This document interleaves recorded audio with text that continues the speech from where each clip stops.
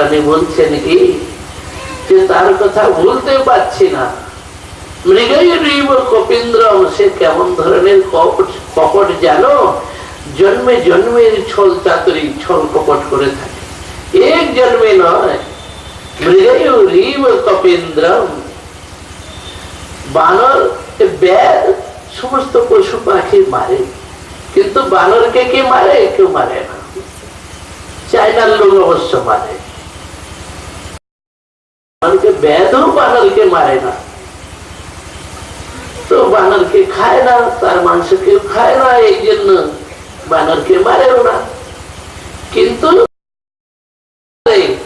এমন তিনি নিষ্ঠুর হলেন, নির্দয় নিষ্ঠুর হয়ে গাছের আড়াল থেকে সেই বানররাজ বালিকে বান মেরে দিল। তো এমন করাটা কি উচিত হলো? অন্যায় ভাবে আড়াল থেকে লুকিয়ে বানররাজ বালিকে মেরে ফেলল। আর তাকে বলছে কিনা, হ্যাঁ তুমি ভাইয়ের পত্নীকে হরণ করে তারকে উপভোগ করছো, এই অধর্মের জন্য তোমায় মারলাম। আর যখন তার মিত্র সুগ্রীব সেই বালির পত্নী তারাকে নিয়ে থাকলো, তখন তার মারল না তাকে?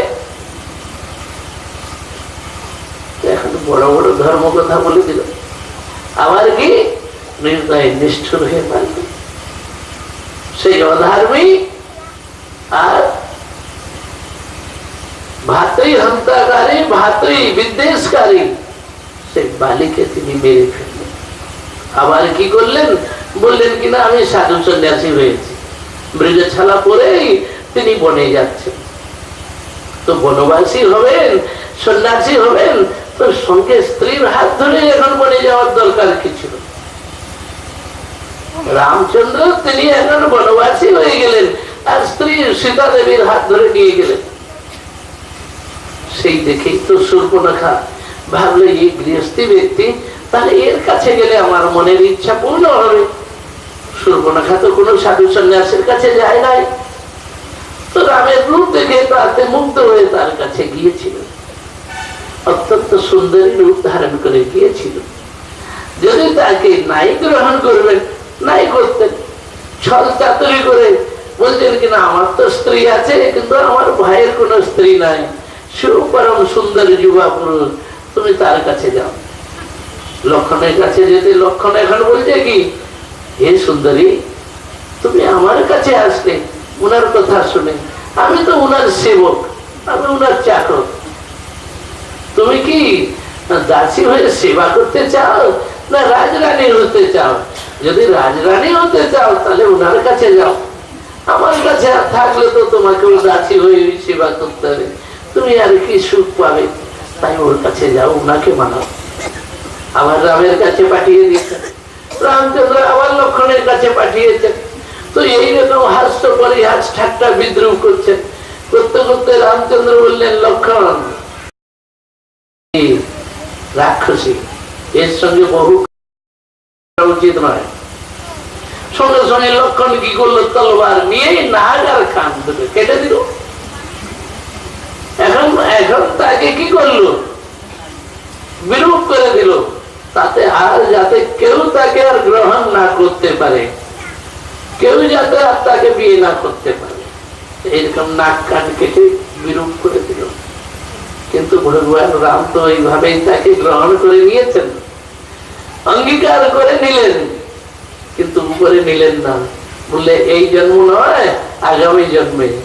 তাই সেই শূর্পণখা কুব্জা হয়ে এসেছিল, কৃষ্ণ তাকে অঙ্গীকার করে নিলেন কুব্জাকে। এখন যতক্ষণ মুখ দেখা দেখি প্রেম, যতক্ষণ আমনের সামনে ততক্ষণ খুব প্রেম, পিঠ ফেরালে আর প্রেম নাই, কোন বিরহ নাই, আরতি নাই, উৎকণ্ঠা নাই। সেই জন্য কুব্জার প্রেমকে সাধারণ প্রেম বলায়। তো রাধারানী এখন বলছেন কি, ওই কুব্জার নাক কান কেটে বিরূপ করে দিলে, এমন নির্দয় নিষ্ঠুর নব দুর্বাদল শ্যাম।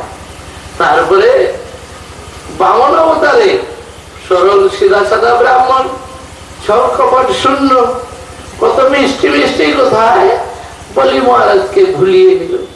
বলে আমি কিছুই চাই না, কেবল তোমার রাজ্যে বসে তপস্যা করব, 3 পা ভূমি চাই।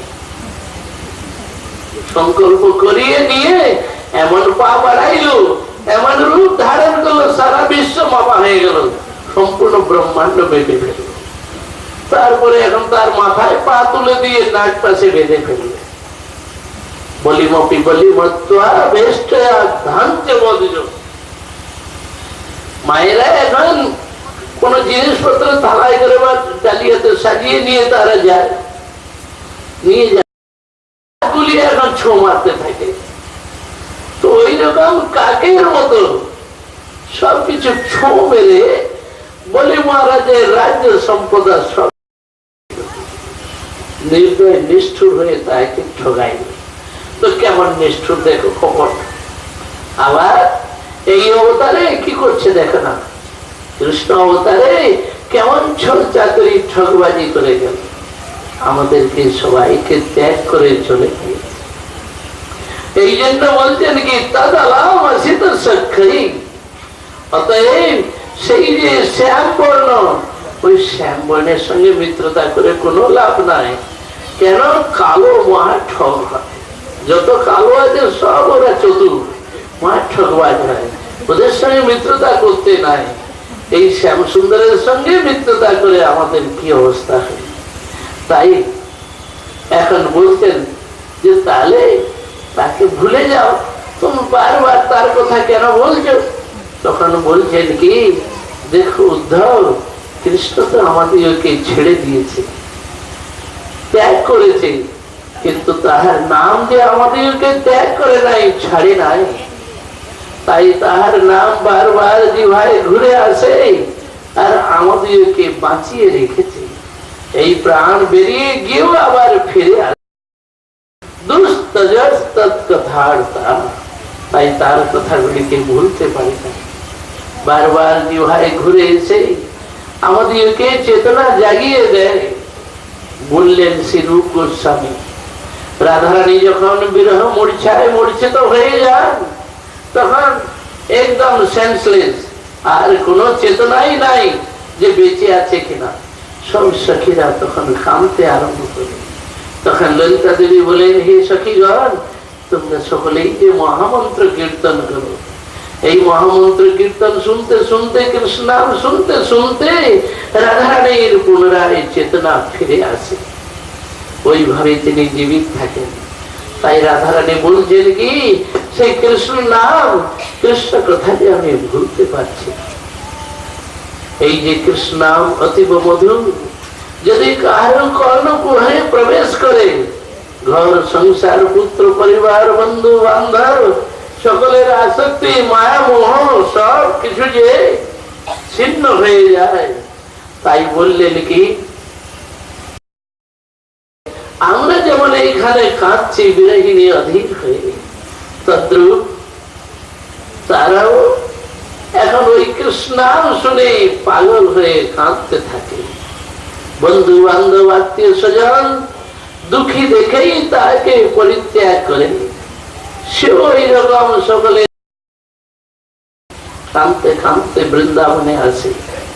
আর পাখির মতো জীবনযাত্রা, কিছু খেয়ে এদিক ওদিক ঘুরে বেড়ায়, দিবারাত্র কাঁদতে থাকে।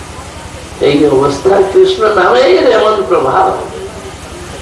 তখন ভ্রমর আবার গুনগুন করতে করতে একটু দূরে সরে গিয়ে আবার ফিরে আসছে। তখন রাধারানী বললেন কি, প্রিয় সখী পুনরাগা, আবার তুমি ফিরে আসলে, কেমন রুন্ধে, কেন তুমি আমায় বারবার অনুরোধ করছো? তাহলে কি তুমি চাও আমি মথুরায় যাই, কৃষ্ণের সঙ্গে সেখানে গিয়ে মিলি? সে কি করে সম্ভব হয়? মথুরা বৃন্দাবনের দূরত্ব কত? এমনি উপর থেকে দেখলে মনে হবে যেন 10 কিলোমিটার, কিন্তু বৃন্দাবন মথুরার দূরত্ব মাঝখানে কেবল একটা লাইন মাত্র। এবার আর ওপার একটি রেখা অঙ্কন করলে, এই রেখার ওপারে বৃন্দাবন, রেখার এপারে মথুরা, তাহলে দূরত্ব তো নাই, একটি রেখা মাত্র। কিন্তু ব্রজগোপীগণের কাছে বৃন্দাবন কত দূর, এই বৃন্দাবন থেকে মথুরা কত দূর, হাজার হাজার কোটি কোটি মাইল দূর। বৃন্দাবন হলো মাধুর্যের ভূমি, প্রেমের ভূমি। আর মথুরা হলো ঐশ্বর্যের ভূমি। ঐশ্বর্যের ভূমিতে গিয়ে সেখানে মাধুর্য যে সুশোভিত হবে না, তাহার যে প্রকাশ হবে না, সেই জন্য রাধারানী বলছেন সেখানে গিয়ে আমি করব কি? শ্রী মধু সাগম আসতে, যদি সেখানে যাই, সেখানে গিয়ে দেখবো কি লক্ষ্মী দেবী কৃষ্ণের বক্ষস্থলে শ্রীবৎসী যখন দেখে যে কেউ, তখন লক্ষ্মী দেবী নিজেই তিনি বধূ সেজে তাহার বাম দিকে বসে থাকেন। অতএব আমি সেখানে গিয়ে করবো কি? সেখানে যে আমি যেতে পারি না, এই বৃন্দাবনে বসে তাহার জন্য কাঁদবো, তার বিরহে অধীর হবো, তাই ভালো। কিন্তু মথুরায় যে যেতে পারি না। কিন্তু বুদ্ধ একটি কথা বলো, আমরা শুনেছি যে কৃষ্ণ বহু দূর উজ্জয়িনীতে চলে গিয়েছে, তিনি কি ফিরে এসেছেন না আরো কোথাও অনেক দূরে সরে গিয়ে? মধুপ অপিবত মধুপূজা আর্য পুত্র মধুনাস্তে স্মরতি সুপেতে গেহা কিম বন্ধুশ্চ গোপান অপিবত কিঙ্করেণ গৃণী স্মরণ গৃণীতে কিঙ্করেণাম স্ম গৃণীতে ভুজাম অজুর মূর্ধনা দাস্য কদান। অপিবত মধুপুর্যা আর্য পুত্রা অধুনাস্তে। তো একটি কথা বলো, আর্য পুত্র শ্রীকৃষ্ণ তিনি কি মথুরায় আছেন? গিয়েছেন, যদি মথুরায় থাকে নিশ্চয়ই কোনোদিন ফিরে আসবে। আর যদি বহু দূরে চলে যায় তাহলে তো ফিরবার কোনো সম্ভাবনা দেখি না। একটি কথা জিজ্ঞাসা করেন, তিনি কি কখনো তার প্রিয় গাভীগণকে স্মরণ করেন, প্রিয় সখাগণকে স্মরণ করেন? ব্রজবাসীদের কথা, পিতা মাতার কথা কি কখনো মনে করে? তার হাতে লাগানো গাছ, বাগান, ফুলের গাছ ইত্যাদি এইসবগুলির জন্য কখনো কি মনে করে? মথুরার নাগরিকগণ তারা যখন নানা প্রকারের সেবা করে, সেই সমস্ত সেবা সৌন্দর্য পরিপাটি দেখে কখনো কি ভুল ক্রমে উল্টা রূপে আমাদের কথা বলেন, হে নাগরিকগণ তোমরা যেভাবে সেবা করো, ব্রজগোপীগণ তারা সেবা করবার জন্য চাইতো, তারা অনেক রকমের পরিপাটির সহিত সেবা করত, কিন্তু অত কলা কৌশল তারা জানে না, তারা গ্রামের মেয়ে, আর তোমরা হচ্ছে রাজধানীর মেয়ে। অতএব তোমাদের মধ্যে যে পরিপাটি যে শিক্ষা আছে তাদের মধ্যে এইভাবে কি কখনো নাম নেয়? আবার কি কখনো এমন হবে সর্বত্র ভ্রমণ করতে করতে সব জায়গায় ঘুরে ফিরে আবার তিনি এই ব্রজধামে বৃন্দাবনে ফিরে আসবেন? সকলে গোপীগণ যেভাবে সেবা করে, রাধারানী যেভাবে প্রীতি করে সেবা করে, এমন কেউ করতে পারে না। তাই সেইভাবে তিনি আবার ফিরে আসবেন, আমাদের মস্তকে অগরুর সুগন্ধিত পূজন অর্পণ করবেন। কখনো কি সেই সৌভাগ্য হবে? এই বলে অধীর হয়ে কাঁদতে কাঁদতে রাধারানী মূর্ছা হয়ে গেলেন।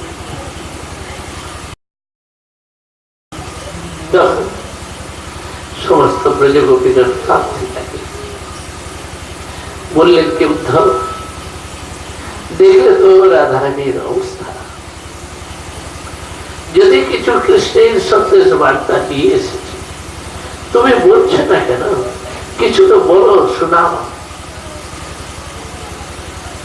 এই রাধারানীর অবস্থা দেখে আমরা কি করে ধৈর্য ধারণ?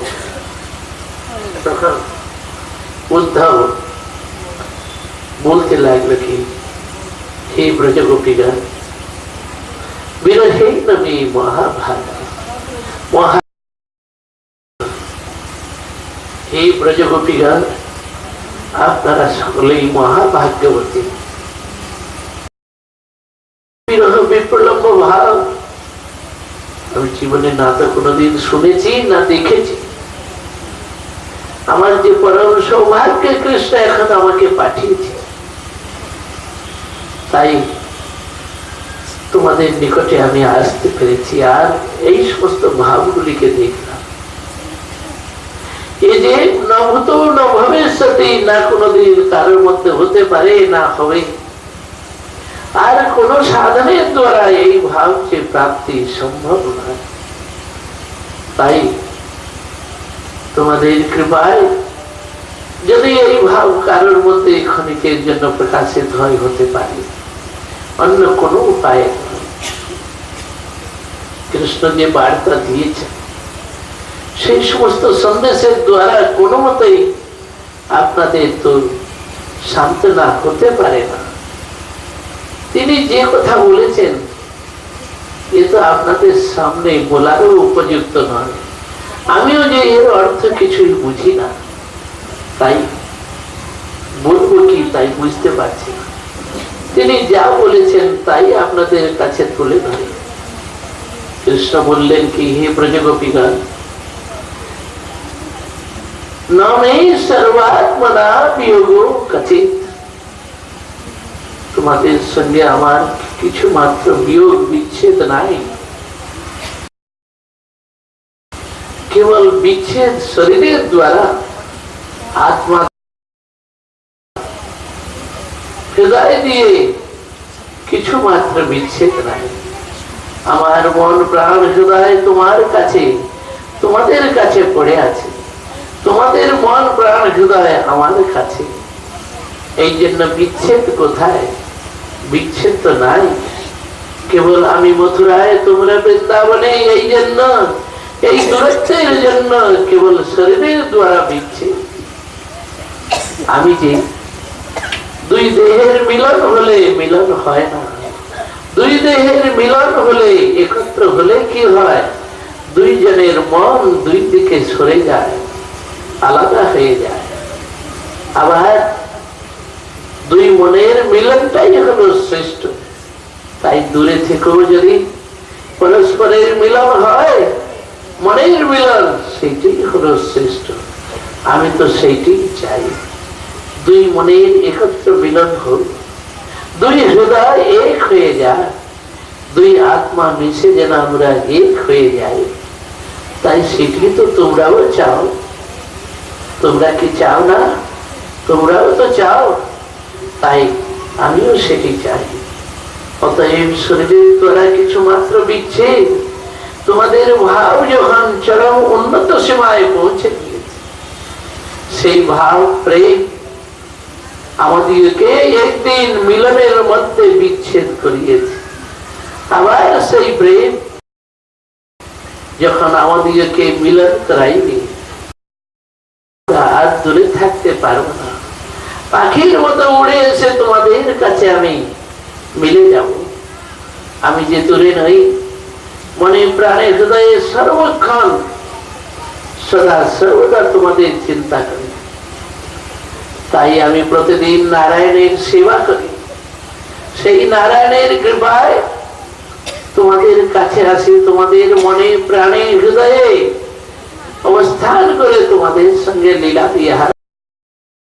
কিন্তু তোমরা সেইগুলিকে স্বপ্ন বলে মনে করো, এইগুলিকে কল্পনা মনে করো, একটা মানসিক চিন্তা মাত্র মনে করো। কিন্তু এই যে স্বপ্ন নয়, কল্পনা নয়, চিন্তা নয়, বাস্তব। আমি বাস্তবেই আসি, তোমাদের মনে প্রাণে হৃদয়ে থেকে তোমাদের সঙ্গে ক্রীড়া কৌতুক করে আমি যে পুনরায় যদুপুরী ফিরে যাই। তাই তোমরা একই সত্য মানো। এখন কৃষ্ণ তো বললেন এইসব কথা উদ্ধবের দ্বারা, ব্রজগোপীগণ যে তারা কিছুতেই মেনে উদ্ধবকে বললেন, উদ্ধব তুমি এই যে ব্রহ্ম জ্ঞান রূপী নিম রস নিয়ে এসেছে আমাদের পান করাবার জন্য, কেন আনলে? এইগুলি তুমি বয়ম ভরে নিয়ে যাও, মথুরায় নিয়ে গিয়ে ওইখানে যখন কৃষ্ণ মথুরা নাগরিকগণকে ছেড়ে দিয়ে চলে যাবেন তখন তাদেরকে তুমি ওই সব কথাগুলি শোনাবে, আমাদের শুনবার দরকার নাই। শত শত জন্ম কৃষ্ণের বিরহে অধীর হয়ে আমরা কাঁদতে থাকবো, তাহার মূর্ছায় আর দুঃখ কষ্ট ভোগ করবো, তাও ভালো, তাই সহ্য করবো। কিন্তু এই ব্রহ্ম জ্ঞান রূপী নিম রস যে আমরা চাই না, ওইসব কথা শুনতেই চাই না, ওইসব কথা আমরা মানতে পারবো না।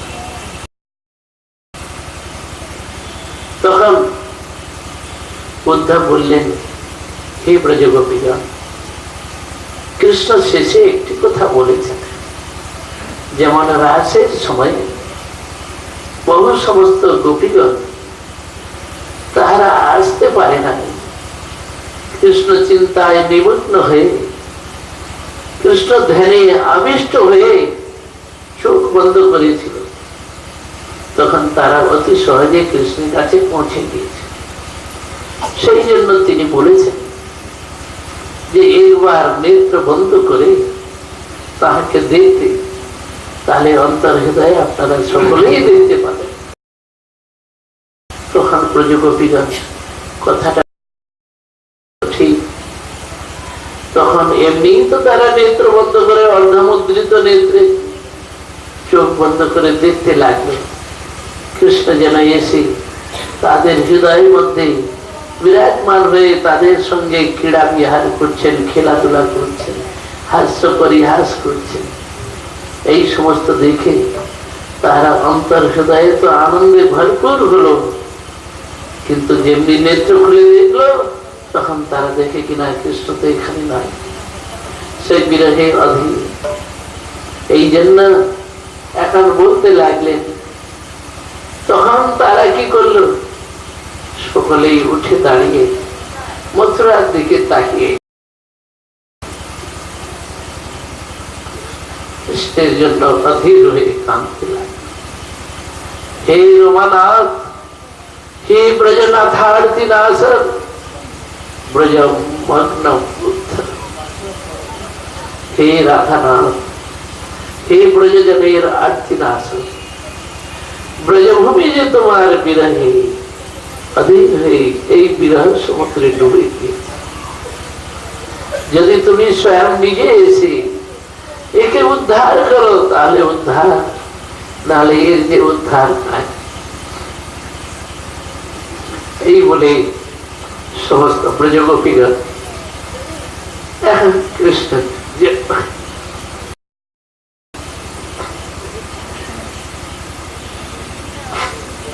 কাঁদতে থাকে।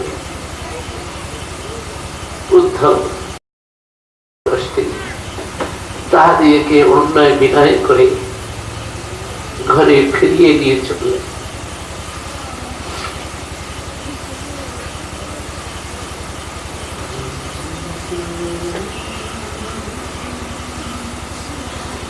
তখন তারা সকলেই নন্দ ভবনে ফিরলেন। ব্রজগোপীগণ স্নান করে তারপরে তারা রান্না করলেন, করে নন্দ বাবা যশোদা মাকে আর উদ্ধবকে খাওয়াইলেন।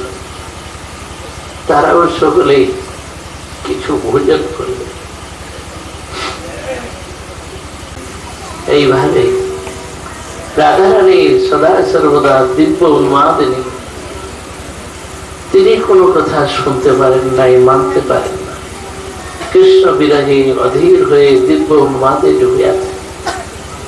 উদ্ধব দেখলেন যে ব্রজগোপীগণকে কোনো মতে সান্ত্বনা, কোনো কিছু বলাও যাচ্ছে, তাই একটি প্রক্রিয়া বার করলেন। বললেন, হে গোপীগণ, কৃষ্ণ কোথায় কি লীলা করেছেন আমাকে বলো, আমাকে একটু শোনাও, জানাও। যদি এইভাবে বলতে গিয়ে তাদের হৃদয় একটু হালকা হয়, তাই বারবার জিজ্ঞাসা করে। গোপীগণ তখন তারাও উদ্ধবকে নিয়ে বনে বনে যেতে লাগলেন। কৃষ্ণ কোথায় কি লীলা করেছেন, কি করেছেন, প্রত্যেকটি কথা এখন উদ্ধবকে শোনাইতে লাগে। শুনতে শুনতে এখন বলতে বলতে কখনো গোপীগণ হাসেন, আবার কখনো বিরহে অধীর হয়ে কাঁদেন। রাধারানীকে সঙ্গে নিয়ে উদ্ধবকে ব্রজের সমস্ত স্থানগুলি এইভাবে উদ্ধব ব্রজবাসীগণকে সবাইকে জিজ্ঞাসা করেন। ওইভাবে সকলের মুখে শ্রোতা হয়ে এই করে যদি তাদের কিছু সান্ত্বনা দেওয়া যায় আর কোনো উপায় নাই। এইভাবে থাকতে থাকতে 10 মাস হয়ে গেল। কোন সময় উদ্ধব এখন রাধারানীকে বলছেন, রাধে তুমি যে এই যে সবসময় কৃষ্ণের জন্য কাঁদতে থাকো, এটা তো একটা অজ্ঞান, মোহ মাত্র। কৃষ্ণ তো মথুরায় আছেন, কখনো এসে যাবেন, অতটা আসবেন তিনি, তার জন্য এত দুঃখ, এত কান্না কেন, এত অনুমাদিনী কেন? তখন রাধারানী উদ্ধবকে বলতে লাগলেন, দেখো রাধে, হে উদ্ধব, তুমি পুরুষ মানুষ, মেয়েদের কথা তুমি বুঝতে পারবে না, তাদের মনের ভাবনা, হৃদয়ের ভাবনা তোমার বুঝবার সাধ্য নাই। তারা যে কাঁদলে তারা যে কত সুখী হয়, তাদের দুঃখ হয় কি সুখ হয় সেটা তুমিও জানবে না। তারা যে কেঁদেই সুখ পায়, আর এর মধ্যে কোনো মোহ নাই, অজ্ঞান নাই। তুমি যে কথা বলছো মোহ অজ্ঞান, এইগুলি আমাদের মধ্যে নাই, মোহ নাই, অজ্ঞান নাই।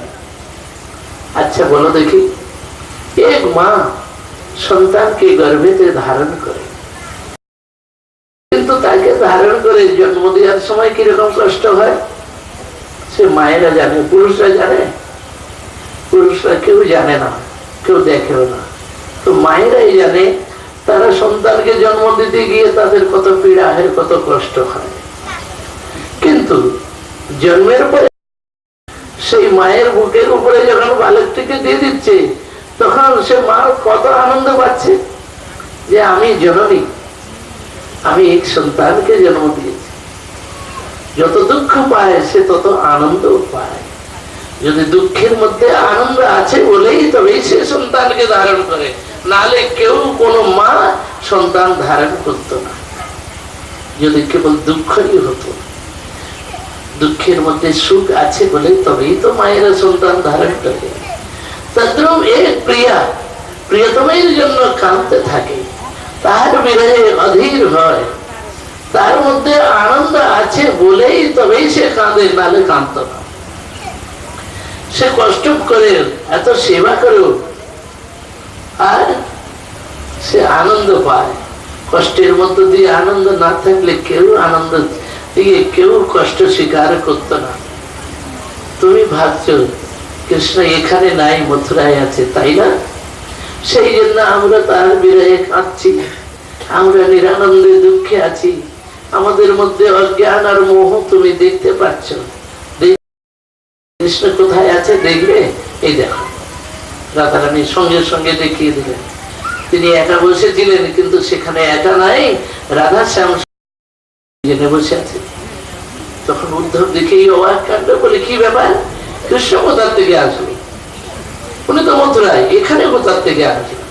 এ কি কোনো জাদু মন্ত্র নাকি, না জাদু টোনা নাকি ভেলকি বাজে না কি এটা? তো এখন কৃষ্ণের পায়ে মাথা ঠুকিয়ে প্রণাম করছে।